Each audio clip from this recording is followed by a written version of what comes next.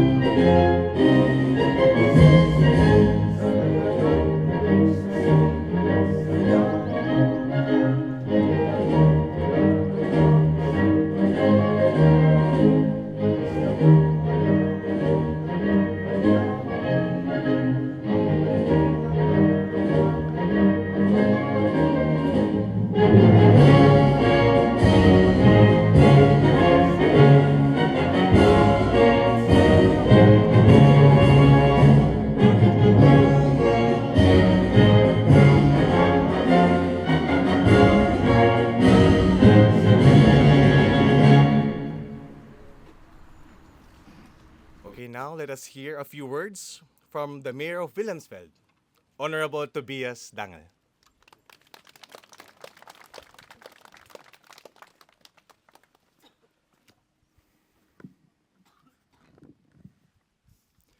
Dear friends, the Philippines are the guest of honor of the Frankfurter Buchmesse 2025. For this reason, they have organized a kick-off program which started on Thursday, that is, some days ago, in Heidelberg, and will end today in Wilhelmsfeld, the 27th.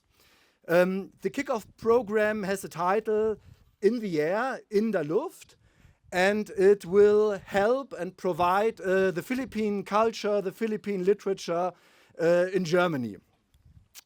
I want, for this reason, to welcome some persons in special. That is Consul General Yvette Banson-Abalos. Dear Yvette, where are you? Welcome to Wilhelmsfeld. I also want to welcome Deputy Consul Rogelio Villanueva Jr. and Vice Consul for Culture Fatima Müller.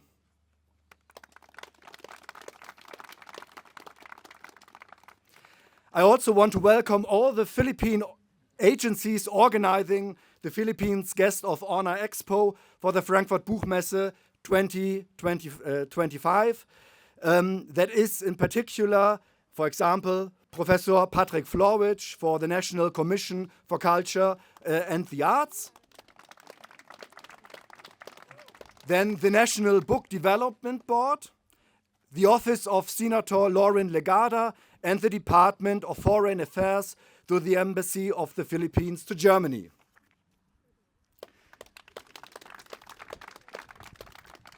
I also want to welcome Hermino Katzenstein, who is member of the State Parliament of Baden-Württemberg in Stuttgart. We are very proud to welcome you here in Wilhelmsfeld, dear Hermino. And I also want to welcome the Wilhelmsfeld members of the Gemeinderat of the Municipal Council, which are today here and which will celebrate with us the event. Then I want to welcome our former mayor Hans Sellner with his wife Dagmar Sellner, Sir Herbert Esis, who represents the Knights of Rizal today, the chapter Wilhelmsfeld Heidelberg. And I want to welcome Klaus Hartung, and I don't know whether he's here. Professor Hart, is he already here? I'm not 100% sure, okay. But he will come to Wilhelmsfeld, definitely. Professor Hart and also Dr. Karl Ullmer. And, yeah, okay. And then I also want to welcome all members of the Filipino communities in Germany who have come from all over Germany to visit Wilhelmsfeld today. We are very proud to welcome you here in Wilhelmsfeld, and we are very happy to have you here as our guests.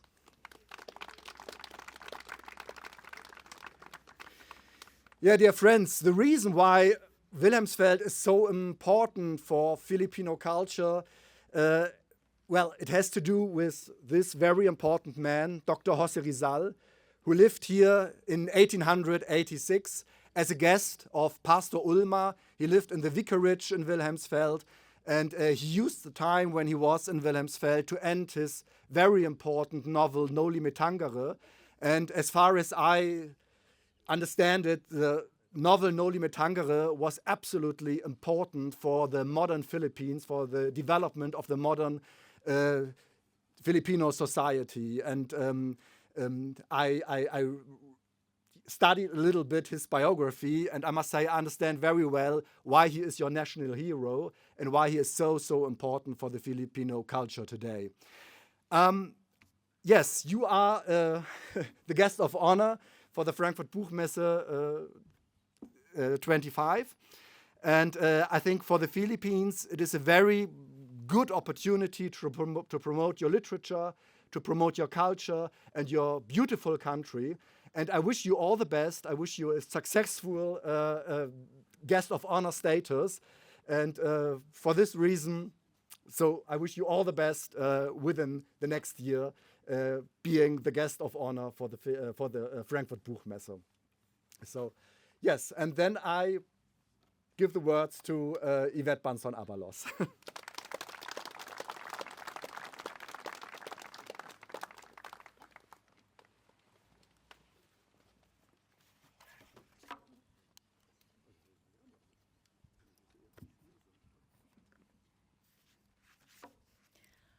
Bürgermeister Herr Dr. Tobias Dangel, verehrte Gäste und liebe Freunde aus der geschätzten Gemeinde Wilhelmsfeld, meine Damen und Herren at mga kababayan. It is with great pride that we celebrate the conclusion of In the Air program. This 4-day event marks the official launch of the Philippines' role as guest of honor at the 2025 Frankfurt Book Fair, where we will present the richness of Philippine literature, culture, and heritage.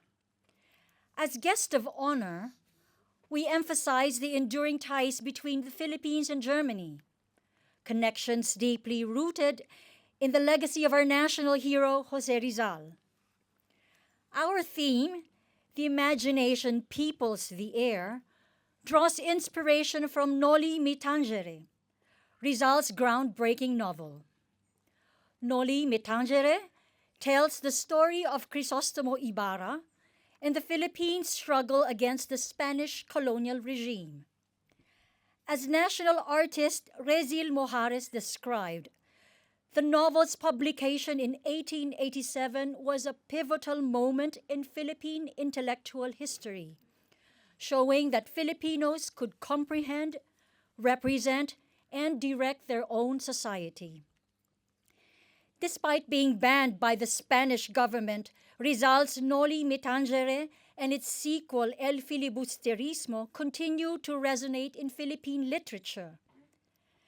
Their ideas on politics, nationalism, and social justice ignited a spirit of resistance, eventually leading to Rizal's exile and execution in 1896. Yet his words live on, fueling the Filipino spirit. Rizal's ties to Germany are significant. In Heidelberg, he wrote the first chapters of the Noli, Tangere, trained in ophthalmology, and penned the poem To the Flowers of Heidelberg.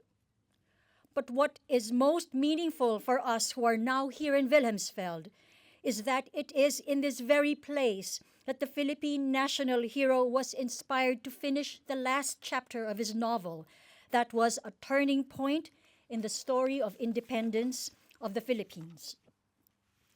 Today in Wilhelmsfeld, we embark on a cultural journey through Jose Rizal Park and the historic vicarage. Here we will experience Punpon ng Gunita, the bouquet of reminiscence, a tribute to Rizal's legacy through performances, discussions, and Filipino music and poetry. Our journey culminates at the vicarage where Rizal found inspiration. An afternoon tertulia will bring together scholars, artists, and authors for thoughtful discussions enriched by performances that deepen our appreciation of Rizal's time in Germany. Auf Deutsch. Heute begeben wir uns in Wilhelmsfeld auf eine kulturelle Reise durch den Jose Rizal Park und das historische Ullmer Haus. Hier werden wir Blumenstrauß der Reminiszenz erleben, eine Hommage an Rizals Vermächtnis durch Aufführungen, Diskussionen und philippinische Musik und Poesie. Unsere Reise gipfelt im Pfarrhaus von Pfarrer Karl Ullmer, in dem Rizal Inspiration fand. Eine nachmittägliche Tertulia wird Wissenschaftler, Künstler und Autoren zu nachdenklichen Diskussionen zusammenbringen, die durch Aufführungen bereichert werden, die unser Verständnis von Rizals Zeit in Deutschland vertiefen. Wir danken der Gemeinde Wilhelmsfeld, dem Kirchenvorstand und dem Pastoralrat herzlich für ihre unschätzbare Unterstützung bei der Durchführung dieser Veranstaltung. Diese Aktivitäten spiegeln wider, wie Rizals Erfahrungen die internationale Solidarität forderten und auch heute noch in der philippinischen Diaspora nachwirken. We extend our heartfelt gratitude to the municipality of Wilhelmsfeld, the Church Council, and the Pastoral Council for their invaluable support in making this event possible. These activities reflect how Rizal's experiences fostered international solidarity and continue to resonate with the contemporary Philippine diaspora.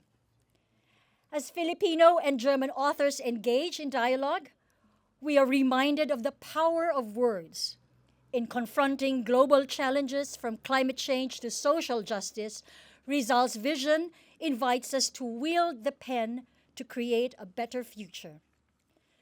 On behalf of the Philippines National Commission for Culture and the Arts, the Department of Foreign Affairs, the National Book Development Board, I express my deepest appreciation to everyone involved.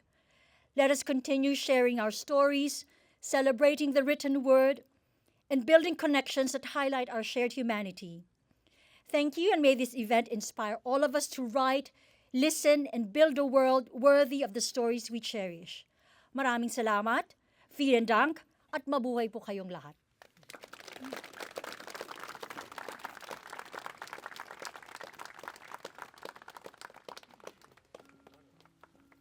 Okay, nochmals schönen guten Morgen. Wir können auch gleich anfangen. Pwede na po tayo magsimula. Magandang umaga sa ating lahat. Maaari lang po tayo, we can also go here. Maaari lang po tayong magpunta dito sa left side po dito. Meron din po tayong spasyo dito. We also have spaces here. You can also go here.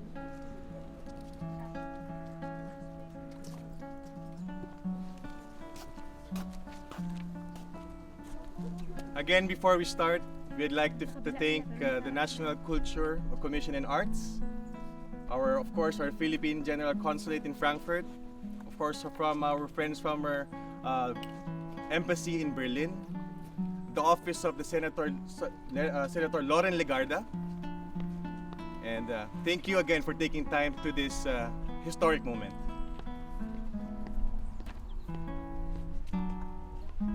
Germany, a country so important to Jose Rizal.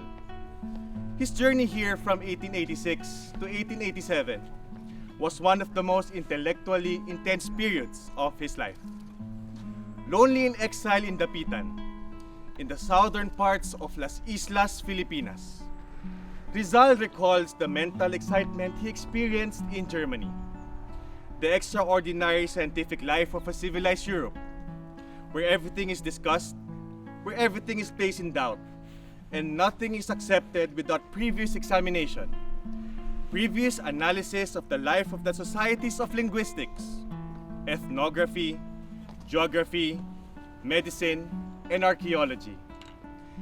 Serendipitously, it was while he was studying at the University of Heidelberg when Rizal chanced upon a work on the Tagalog language written by Ferdinand Blumentritt, a humble and earnest Austrian schoolmaster, author, and anthropologist who became one of Rizal's closest friends. In fact, of Rizal's 300 or so letters that are currently preserved and archived, more than 1/3 were sent to my dearest friend and brother, Ferdinand Blumentritt.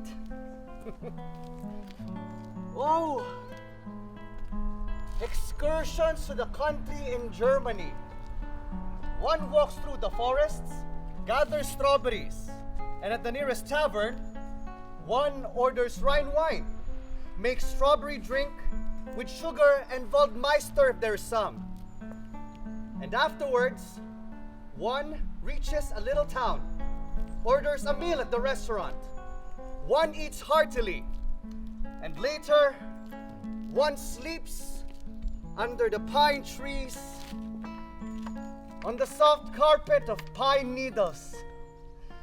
How I wish I could feel now the cold of the northern climate. Sein vorheriger Plan war sehr schön und attraktiv.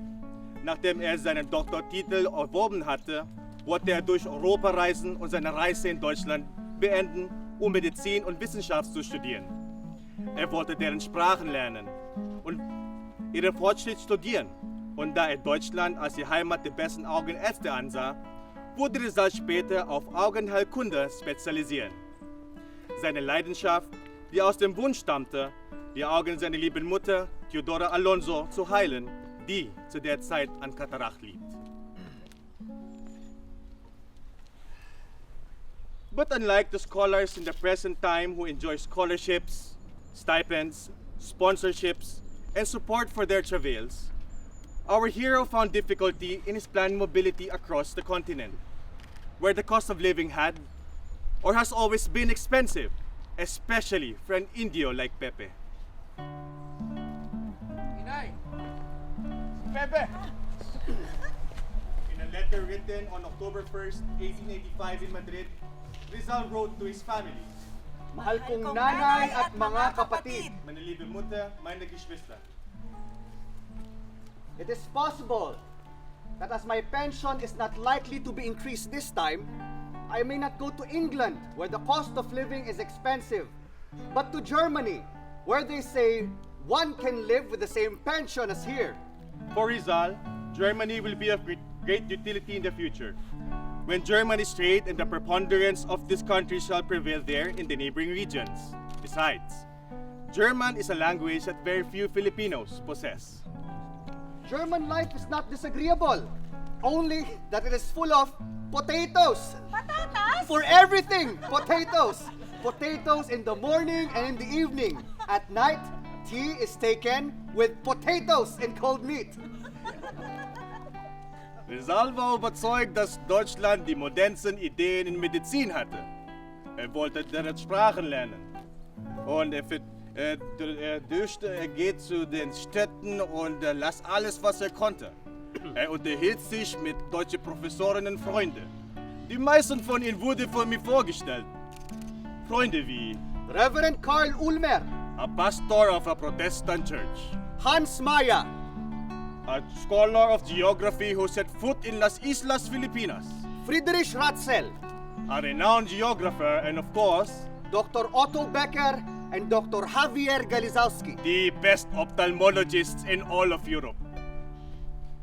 Wie Sie sehen werden, hat Deutschland einen unvergesslichen Eindruck in Rizals Leben, Karriere und Werk hinterlassen. Many of you may know it was in Germany where he finished his monumental work. You know which work this is? Das ist richtig, das Noli mit Tangere. Es wurde in Berlin gedruckt, aber hier schrieb er das letzte Kapitel des Romans in dieser ruhigen Gemeinde in Rhein-Neckar-Kreis, Baden-Württemberg, Wilhelmsfeld. Training. Tayo. Mahal kong Trining, Mein lieber Training, Germany is a country of much order and obedience. The German student is loving, respectful, and is not boastful. When they greet one another, they raise their hats entirely and throw forward their caps. Ako? Majority of the German women are amiable and very sincere. They are tall, stout, not very blonde, although they are blunt enough. Trining, since my departure from Las Islas Filipinas, I have only had 4 or 5 lines from you. 1 or 2 insignificant news about you and nothing more. I do not know how you are getting along and I cannot figure out how you look now. Kuya, when you left me, I was still very small. But now, in 2 months, I'll be 18. And in 4 more years, I'll be a grown woman. Ang babaeng Aleman sa edad mo ay tila 20 o 24 na sa mukha at kilos. die deutsche Frau sieht in deinem Alter aus wie 20 oder 24 Jahre alt, sowohl im Gesicht als auch in der Bewegung. Here, the women are very serious and industrious. They wear sober clothes. Di na sila nagsusot ng hanggang 4 na patong? Tragen Sie nicht bis zu viel Kleidungen an? Most of them also do not wear jewelry. Hindi naman mahilig sa alahas ang kapatid mong si Trining. Deine Schwester Training mag gar keinen Schmuck. Mia amadissima madre. Meine liebe Mutter. German women go everywhere like men and walk as lightly, if not more lightly than men. They carry their books or baskets and go about their business without much ado. Hindi rin naman ako maarte. Ich bin auch nicht pingelig. They are domestic and do learn to cook with as much interest as they would study music and painting. Maalam din naman ako sa musika at pintura. Masarap din naman ako magluto, Kuya Pepe talaga. Ich bin auch gut in Musik und Malen. Ich kann auch gut kochen. Kuya Pepe, wirklich. It is a pity that in our country, the principal adornment of our women consists mostly of dresses and luxury, but not education. However, until now, our women have preserved a virtue which may recompense for their lack of education, industry, and purity of heart. I have not seen any European woman who can excel our women in that respect. If only the native qualities of our women were strengthened by intellect, we would have nothing to envy from the Europeans. At dahil dito, habang ikay bata pa at may panahon pa upang mag-aral, Deshalb, wenn du noch jung bist und Zeit hast zu lernen, it is necessary that you study how to read and read with attention. Acquire the habit of study and everything will take care of itself.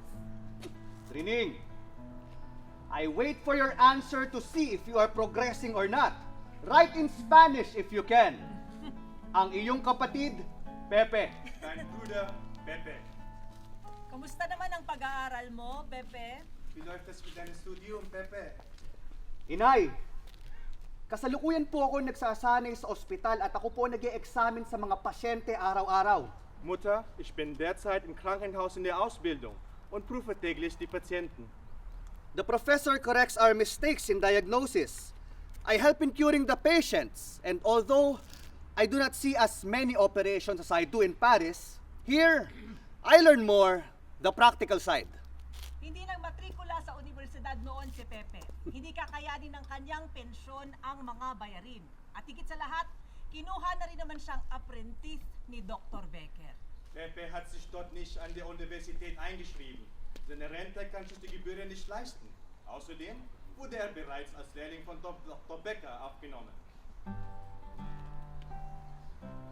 Meeting German scholars strengthened Rizal's foundation in the arts and sciences, so strong that he would appreciate the entanglements of the disciplines and thus broadened his outlook on fundamental human rights and liberties.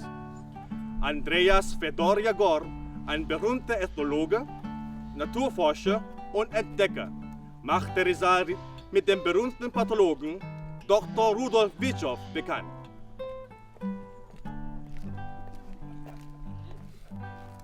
He was a great intellectual whose work on cell pathology was immensely impressive.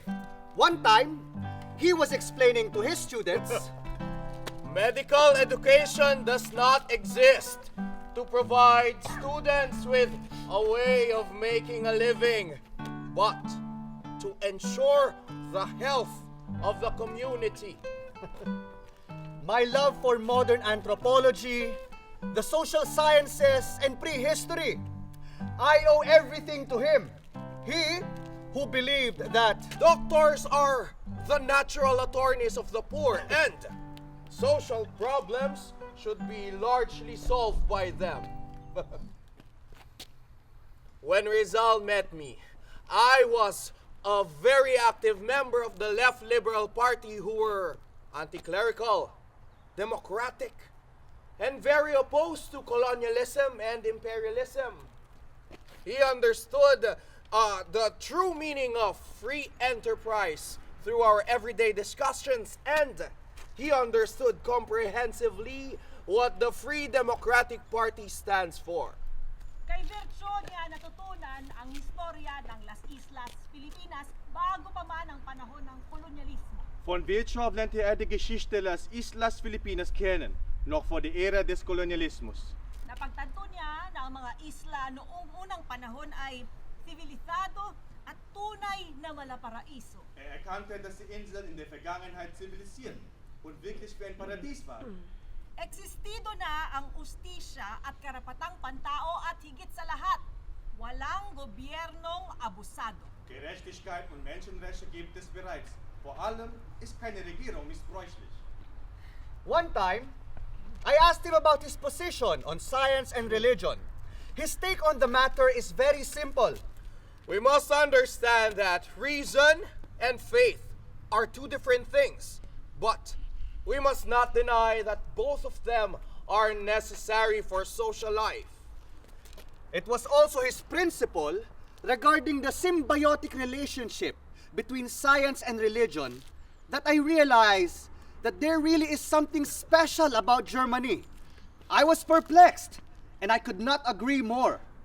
Belief cannot be reckoned with in terms of science, for science and faith are mutually exclusive.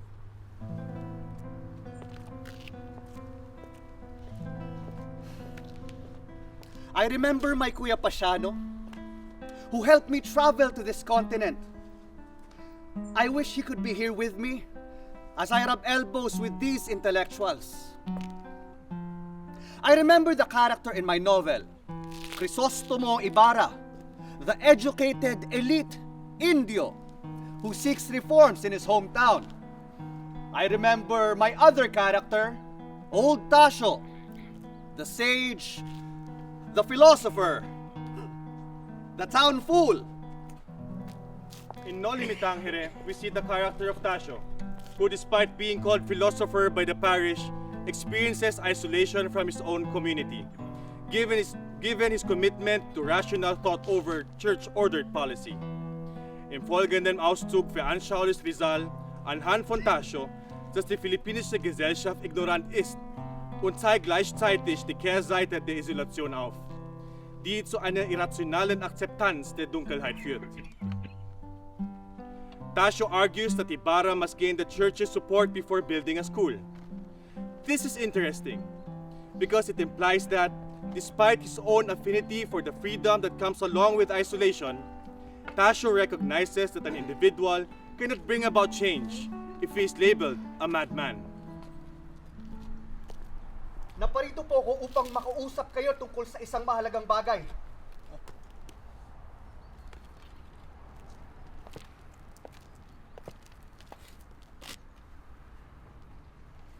Nagbabalak po akong magtayo ng paaralan sa aking bayan. At nais ko po sanang payuhan ako kung sino ang mga dapat kong kausapin upang magtagumpay ang aking gawain. Kilala ninyong mabuti ang mga taga rito. Kararating ko lamang at halos banyaga sa aking bayan. Ang una kong may papayo sa inyo, huwag kailanman pumunta sa akin upang sanggunin ako sapagkat may matitinong taong maaari ka ring ituring na baliw. Ang pangalawang may papayo ko sa inyo, sumangguni sa kura, sa gobernador Silio, sa lahat ng may katungkulan, ngunit hindi nangangahulugan ang pagsangguni sa pagsunod. Sangguniin sila kunwa at palitawing palagi kayong gumagawa alinsunod sa kanila. Mainam ang inyong payo, ngunit mahirap tupdin. Hindi kaya maaaring isagawa ang balak ko ng walang tinatanaw na anino? Hindi kaya mas makababagtas sa lahat ng balakid ang kabutihan sa paraang hindi kailangan manghiram ang katotohanan ng kasuotan ng kasinungalingan? Mainam lamang yan sa haka. Yan ay natutupad sa daigdig ng kabataang nangangarap. Sinabi niyo sa akin na banyaga kayo sa sarili niyong bayan at naniniwala ako. Ang bukid na nais niyong hasikan ay nasa ilalim ng kapangyarihan ng inyong mga kaaway. At wala kayong lakas laban sa kanila.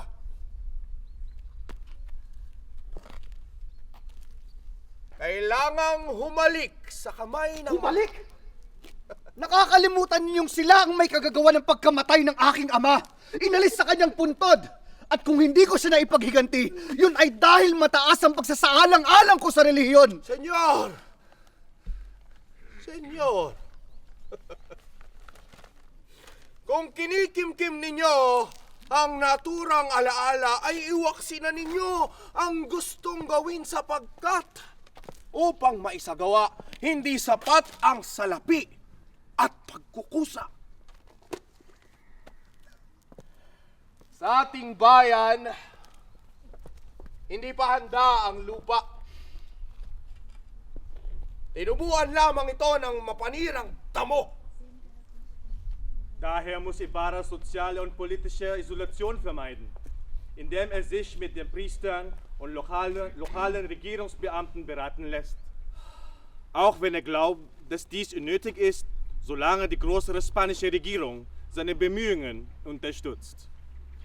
Tasio then advises Ibarra that he must focus on how he can work with his enemies should he really want to improve his hometown.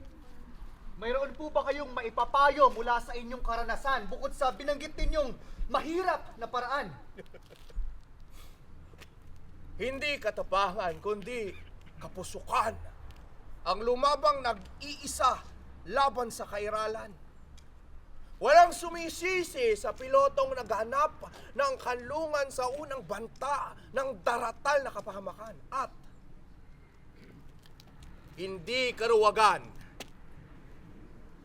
ang yumuko sa haging ng punglo. Ang masama, harapin ito upang mabuwal at kailanman hindi na muling makabangon.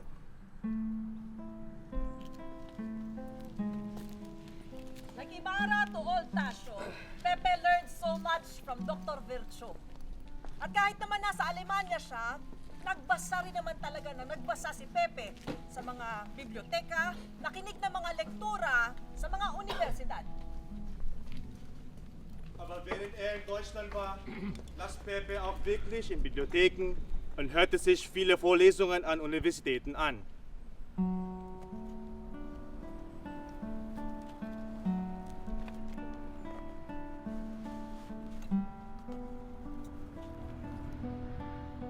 In his letter on the 6th of June, 1887, Rizal wrote, My dearest brother Ferdinand, I always think of Germany and the German scholars. I always talk to my newfound friend, my fellow countryman, Dr. Maximo Viola, of German fidelity and honesty, despite the rude exterior of some at times.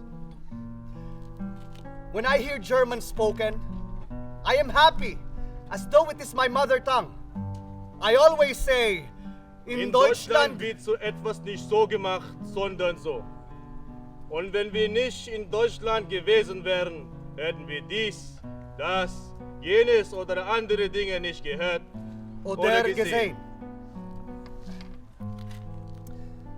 My scientific studies in Europe has indeed brought me great consolation.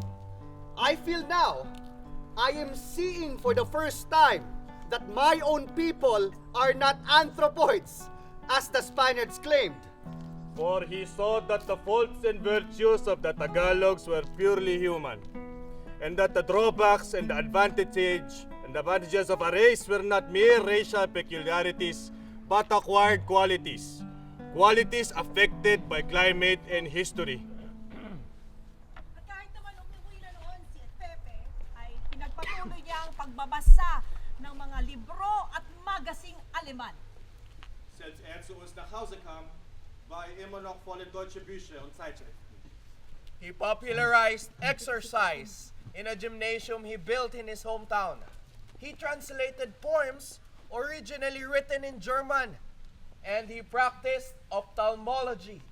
Ang mga taga-Kalamba, ang tawag sa kanya ay Uliman. Die Leute von Kalamba nennen ihn Uliman, a Tagalog word for German.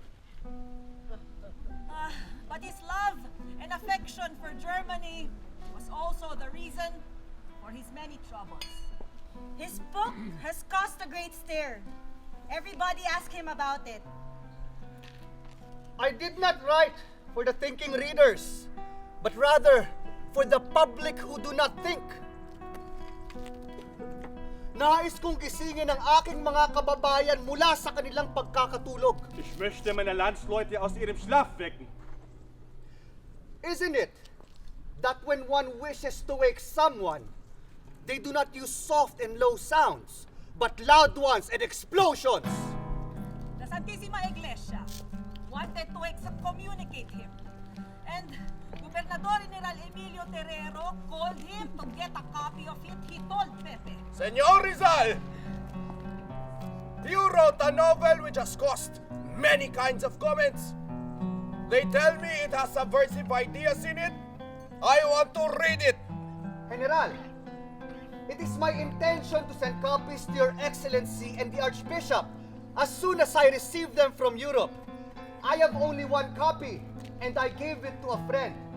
If, therefore, Your Excellency permits me, I will look for one. Bueno, entonces, búscame una copia. I not only permit it, but require it.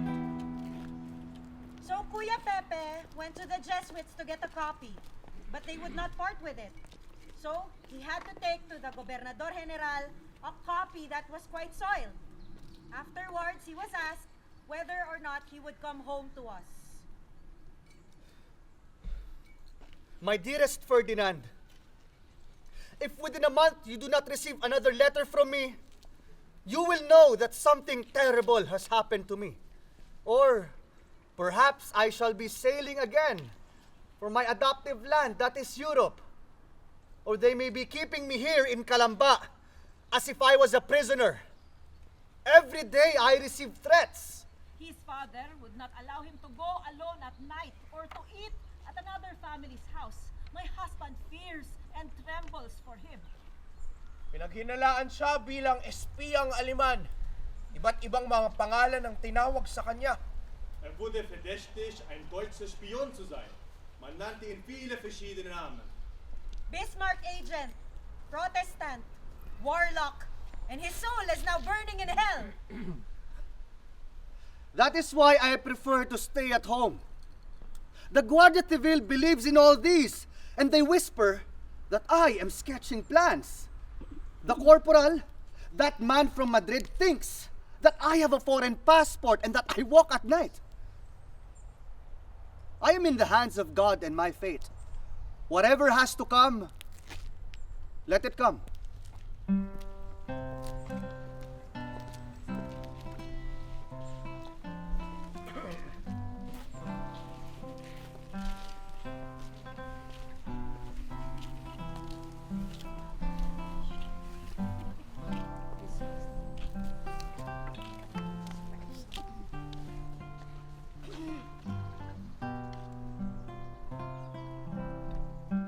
Christmas time, Germany, 1886. My dearest mother, today, I take out the pen to write you a few lines. I would like to dedicate a few hours in the morning to a mental conversation with you. It has been 3 nights now that I dream of you constantly, and sometimes the dream would repeat itself in a single night. I would not like to be superstitious, even if the Bible and the Gospel believe in dreams. But I like to believe that you are thinking constantly of me, and this makes my mind reproduce what goes on in yours. And I do not find this strange because while I am asleep here, you are awake there.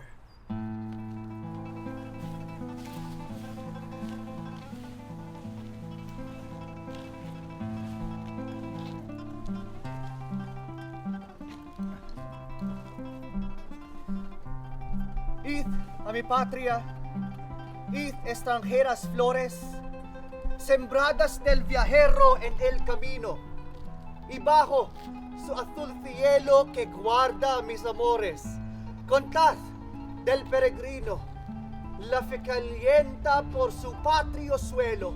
Id y decid que cuando el alba vuestro cáliz abrió por vez primera, cabía el negar helado, le vestís silencioso a vuestro lado, pensando en su constante primavera.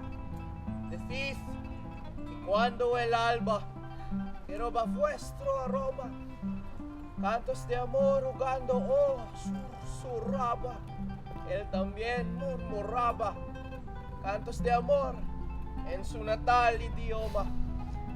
Que cuando el sol la cumbre, de que un exole la mañana adora, y con su tibia lumbre, anima el valle, el bosque, y la espesura. Saluda ese sol aún su aurora, al que en su patria el en zenith fulgura. Y contad aquel día, cuando escogía al borde del sendero, entre las ruinas del feudal castillo, oría el necar en la selva umbria. Contad lo que os decía, cuando, con gran cuidado, entre las páginas de un libro usado, vuestras flexibles ojos oprimían. Llevad, oh flores, amor a mis amores, pasan países y fecunda tierra, salud, el dulce cieres, fe a sus hombres, virtud a sus mujeres, que el paternal, sagrado hogar en tierra. Cuando toquéis la playa, el beso que os imprimo, depositadlo en alas de la brisa, porque con ella vaya y bese cuanto adoro, amo y estimo. Masay, llegaréis flores, conservaréis quizás vuestros colores, pero lejos del patrio heroico suelo, a quien debéis la vida. perderéis los olores que aroma es alma y no abandona el cielo, cuya luz viera en su nacer ni olvida.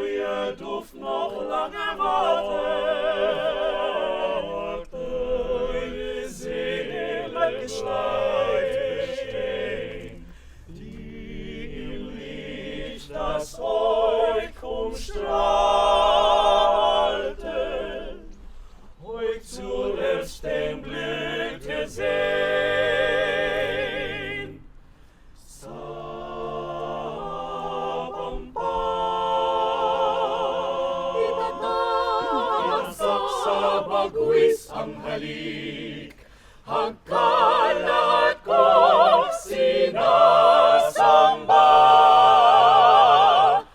At iniibig.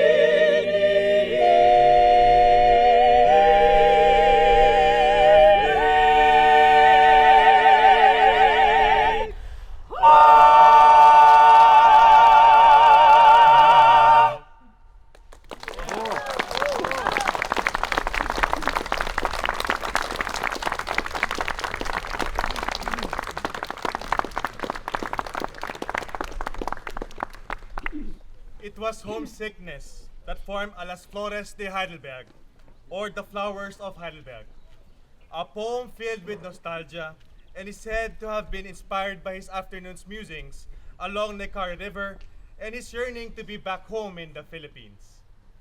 This is the end of the first part. Let us now proceed to the church for the continuation of our heroes' reminiscences of Germany.